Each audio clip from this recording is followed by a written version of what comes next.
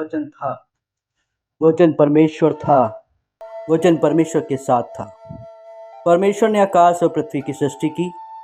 पृथ्वी बेडौल, सुनसान और गहरे जल के ऊपर अंधियारा था। परमेश्वर का आत्मा मंडराता था। परमेश्वर ने सूखी भूमि को पृथ्वी और गहरे जल को समुद्र कहा। परमेश्वर ने अपने स्वरूप में आदम की रचना की। फिर आदम को गहरी नींद में डालकर उसकी पसली से नारी को बनाया, उसे हवा कहा। जब सब कुछ बन गया तब 7वें दिन को विश्राम ठहराया। उसने अदन की वाटिका में रखा, पूरी पृथ्वी का अधिकार दिया। उसी वाटिका में जीवन का वृक्ष बनाया। शैतान ने हवा को बहकाया। यहोवा की नज़र में हवा से पाप कराया। यहोवा ने आदम और हवा को वाटिका से निकाला। इस तरह पाप पृथ्वी पर आया। शैतान ने उसकी सेना से पाप बढ़ाया। खुदा ये सब देखकर पछताया। परमेश्वर ने नूह से एक जहाज बनवाया। सृष्टि के हर एक जोड़े को उसमें रखवाया। पाप को मिटाने के लिए जल प्रलय लाया। पृथ्वी पर 150 दिन जल प्रलय रहा। नूह की सारी सृष्टि को बचाया। नूह ने परमेश्वर के लिए एक वेदी बनाई।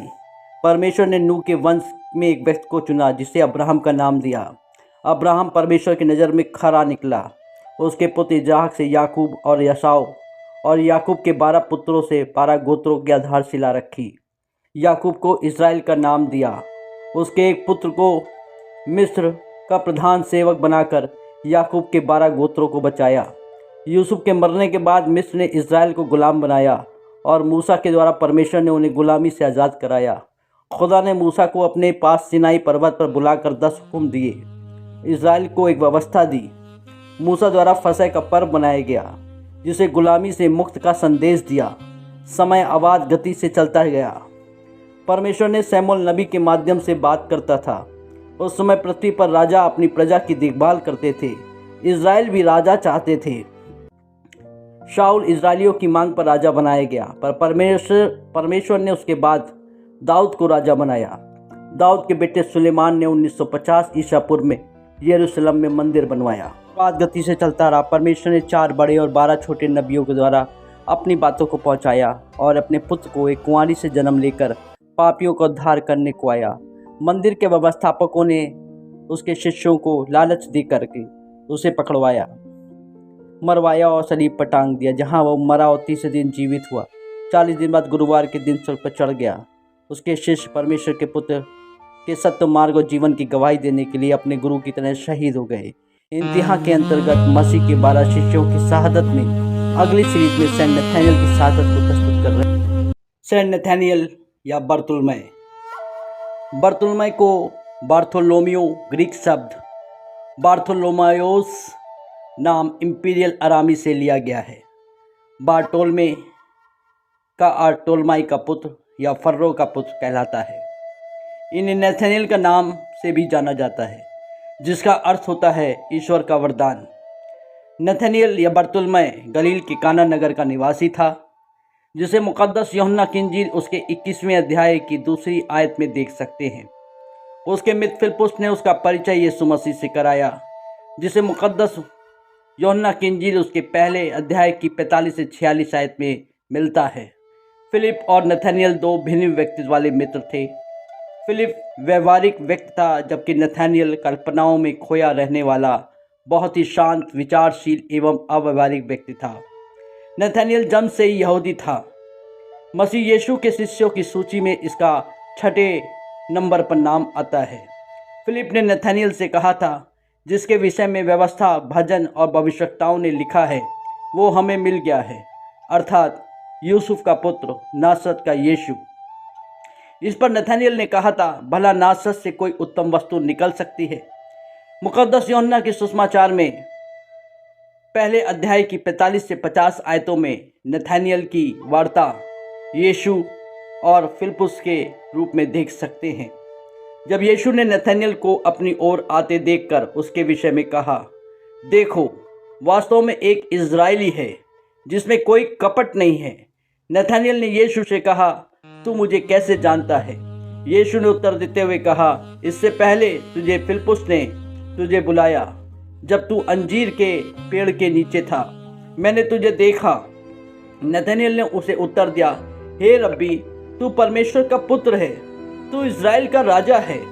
यीशु ने उत्तर देते हुए कहा, मैंने तुझसे कहा, तुझे अंजीर के वृक्ष के नीचे देखा, क्या तू इसलिए विश्वास करता है? तू इनसे बड़े बड़े काम देखेगा। नथानियल अपने मित्र फिलिप्पुस के साथ मिलकर मूसा द्वारा रचित तौरेत और भविष्यवक्ताओं की किताबों का अध्ययन करते थे। उन्हें मसीह की जानकारी थी, उसके आने की प्रतीक्षा करते थे। उनके जीवन का उद्देश्य ही मसीह को ढूंढना था। नथानियल कल्पनाओं में खोया रहने वाला व्यक्ति होने के कारण वो पूर्वाग्रहों से ग्रसित था। पूर्वाग्रह एक ऐसी दुर्भावना तथा एक मानसिक विकार होता था जिसके द्वारा एक कटु अनुभव या केवल सुनी बातों के आधार पर किसी देश या स्थान के सभी नागरिकों का अनुमानात्मक आधार पर सभी के प्रति एक हे की धारणा बना लेते हैं जिसका वास्तविकता और सत्यता से कोई संबंध नहीं होता। नथानियल नासरत नगर में बहुत सी बुराइयों के संबंध में पूर्वाग्रह से ग्रसित था। पूर्वाग्रह ही एक ऐसी खाई है जो बहुत लोगों को सुसमाचार सुनने और ग्रहण करने से रोकती है। इसी कारण फरीसी और शास्त्रियों ने मसीह को ग्रहण नहीं कर सके।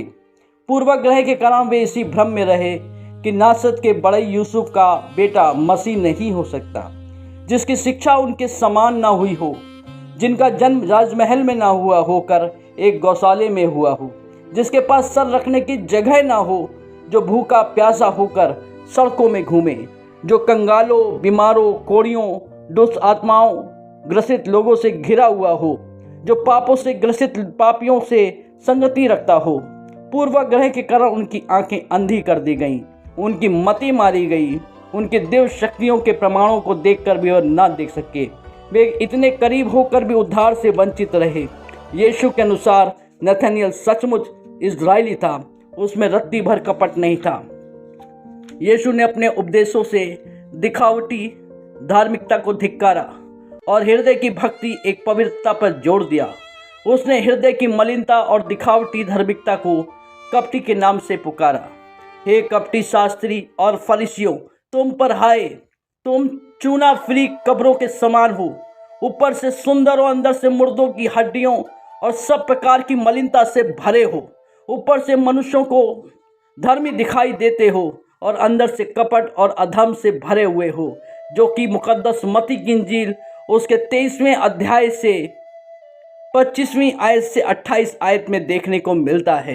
हे कपटी शास्त्री और फरीसी, तुम कटोरे और थाली को ऊपर से मांजते हो, परंतु भीतर अंधेरे और असंयम से भरे हो। यीशु मसीह ने खोखले रीति रिवाजों एवं परंपराओं को व्यर्थ ठहराया। जो मुंह में जाता है वो मनुष्य को अशुद्ध नहीं करता, पर जो मुंह से निकलता है वो मनुष्य को अशुद्ध करता है। पर जो मुंह से निकलता है वो हृदय से निकलता है। हृदय से ही बुरे बुरे विचार, हत्याएं, पर स्त्री गमन, व्यभिचार, चोरी तथा झूठी साक्षी और निंदा निकलती है। ये वो बातें हैं जो मनुष्य को अशुद्ध करती है। नथानियल दृढ़ विश्वासी के साथ साथ वो सरल सहज था। जब नथानियल के हृदय ने जान लिया यीशु ही ईश्वर है, वो उसकी बाट जो रहा था। उसके वचन के अध्ययन और चिंतन के अनुसार प्रभु यीशु मसीह पर विश्वास किया और सबके सामने यीशु का अंगीकार किया और कहा, हे रब्बी, तू परमेश्वर का पुत्र है, तू इज़राइल का महाराजा है, जो कि पहली मुलाकात में यीशु के पीछे चलने को बाध्य हो गया और जीवन पर्यंत यीशु के प्रति विश्वास योग्य रहा। नथानियल के जीवन से हम कुछ चीज़ें सीख सकते हैं। वचन को उसने पहला स्थान दिया। उसने अधिकतर समय अंजीर के पेड़ के नीचे बैठकर वचन का मनन और प्रार्थना में व्यतीत किया। उद्देश्य की प्रमुखता में जो हम ढूंढते हैं वही हमको मिलता है। नथानियल प्रभु की बाट जो रहा था और उसे प्रभु मिला। तीसरा, पूर्वाग्रह से हमें बचना चाहिए। यीशु के स्वर्गारोहण के उपरांत यीशु के सभी शिष्य सत्य मार्ग और जीवन की गवाही देने के लिए विभिन्न देशों में प्रचार किया और उनके विरोध में उनकी शहादतें हो गईं। उसी क्रम में मसीह के प्रेरितों की सूची में 6 नंबर के प्रेरित बार्थोलोमा या सेंट नथानियल भी सत्य की गवाही देने के लिए एक मिशनरी दौरे पर आए। उस समय कोंकण तट पर बॉम्बे क्षेत्र, जो वर्तमान में है, एक ऐसा क्षेत्र हुआ करता था जिसे प्राचीन शहर कल्याण के नाम से जाना जाता था। वो नथानियल की मिशनरी गतिविधियों का क्षेत्र था। कैसरिया के यूसेबियस चौथी शताब्दी में सन जेरोम चौथी शताब्दी के अंत में बार्थोलोमा के मिशन के बारे में बताते हैं। उसमें भारत एक ऐसा नाम हुआ करता था जो बहुत व्यापक क्षेत्र का परिपूर्ण करता था, जिसमें अरब और फेलिक्स भी शामिल थे। सेंट नथानियल को मेसोपोटामिया, फारस, मिस्र, आर्मेनिया, लाइकोनिया, फिग्रिया और ब्लैक सी के तट पर मिशनरी कार्यों के साथ उपदेश देते हुए दर्शाती है। सेंट नथानियल की शहादत का तरीका जो आर्मेनिया के अल्बानोपोलिस में हुई थी, कुछ का मानना था कि उसका सिर काट दिया गया और कुछ का मानना था कि उसे सलीब पर चढ़ाकर उसकी खाल को उधेड़ दिया था। सूली पर उसका सिर नीचे की ओर एस्टियाजेस के आदेश पर नथानियल के शरीर को सूली पर जीवित रहते हुए उसकी खाल को छील दिया गया था। नथानियल को वहां के स्थानीय राजा पॉलिमियस को ईसाई धर्म में परिवर्तित करने के क्रोध के कारण रोमन के प्रतिशोध के डर से राजा पॉलिमियस के भाई राजकुमार एस्टिजेस ने नथानियल को यातना देने और मारने का आदेश दिया था। अज़रबैजानी ईसाइयों का मानना है कि मेडिन टावर के पास प्रेरित नथानियल को 71-21वीं के आसपास मूर्ति पूजकों द्वारा सूली पर चढ़ाया गया था और उसकी खाल उधेड़कर मारा गया था। बार्थोलोमा या नथानियल के अवशेषों को 25 अगस्त में पूजा होती है। उन्हें 30 जून को एक प्रेरित के रूप में सम्मानित किया जाता है। संत बार्थोलोमा को अज़रबैजान के संरक्षक संत हैं। वर्तमान रोमन जनरल कैलेंडर में सेंट बार्थोलोमा का पर्व 24 अगस्त को मनाया जाता है। इटली में सेंट बार्थोलोमा बेसिलिका की वेदी, जिसमें बार्थोलोमा के अवशेष रखे हुए हैं। 6ठी शताब्दी के लेखक थियोडोरस लेक्टर ने दावा किया कि सन 507 में बिजान्टीन सम्राट अनास्टियस डेकोरेस ने बार्थोलोमा के शरीर को मेसोपोटामिया के दराज शहर में दे दिया था। उसकी त्वचा और कई हड्डियां जो सिपारी में सेंट बार्थोलोमा के कैथेड्रल में रखी गई थीं, साथ ही उसकी खोपड़ी का हिस्सा भी कैथेड्रल को स्थानांतरित कर दिया गया। उन्हें पुस्तक, जल्दसाजों, प्लास्टर करने वालों, कसाईयों, चर्मकारों और मरगेचा के संरक्षक संत माने गए हैं। बार्थोलोमा को जैसिंथ स्टोन की उपाधि से विभूषित किया गया है। ये जैसिंथ जिरकॉन किस्म का रत्न होता है जो जिरकेनियम सिलिकेट से बना खनिज है। ये नारंगी, लाल और भूरे रंग का होता है।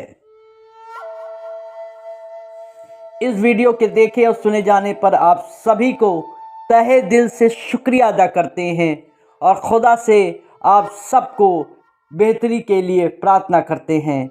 आमीन।